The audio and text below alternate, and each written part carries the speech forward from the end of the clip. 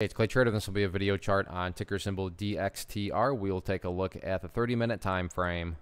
Real quick, what do I mean by 30-minute in case maybe you're new to charts? Instead of each one of these candlesticks here representing 1 day's worth of price action, which is what you would normally see, each one represents 30 minutes. So while this here may look like several days worth of time, it's actually just today's price action broken down into 30-minute time slices. I like you this time frame. I think it does a good job of telling the quote-unquote story of the price and makes mapping out levels of support and resistance a bit easier to see. I did this analysis on Friday, so that's where the green line here is coming from, which looks pretty goofy now, given that the price is all the way up there. So, in other words, a nice day on the bulls part, and that's, the first part is just a little house cleaning. I'm going to go ahead and get rid of that line. Sure, it still pertains to the chart. It's just not relevant anymore. And from a presentation perspective, I don't want to have lines all over the place and risk causing clutter and confusion. So we'll just kind of start from scratch here and try to keep this as clean as possible. So first update, and really first kind of level of support, which is what I would call the ideal level, is right here at 30 cents. I mean, hey, Clay, what would make this chart look the absolute most powerful going forward? If the price can stay up above 30 cents, that would make the bulls look crazy strong. Now, don't get me wrong. If the price falls below it, by no means am I saying the entire chart's ruined or anything like that. But yeah, if the price can maintain above that level, that would be a huge sign of power on their part.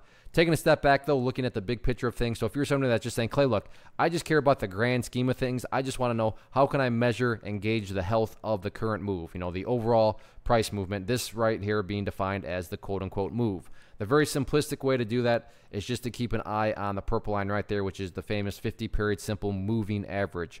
Keyword there being moving. As time goes by, that purple line is just going to keep on moving its way higher and higher, and the very cut and dry way to gauge the health of the current move is just, if the price is above that purple line as it moves itself upwards, then the bulls are in full health, full control, no questions asked. Now, what about areas of resistance? If this upwards price movement is going to get continuation, where are some of these battlegrounds at?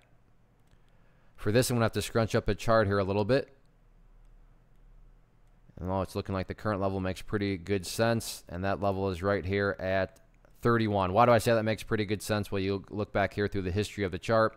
You can see it was directly rejected right there and then struggled with it right around that area. Don't get me wrong. I'm not saying it's impossible to break. I'm just saying this price action here makes a lot more sense now when you're looking back here at the history of the chart. So 31 cents, public enemy number one going into tomorrow. But all in all, as long as the price keeps on building higher bases, then that's going to be the very healthy thing for the bulls.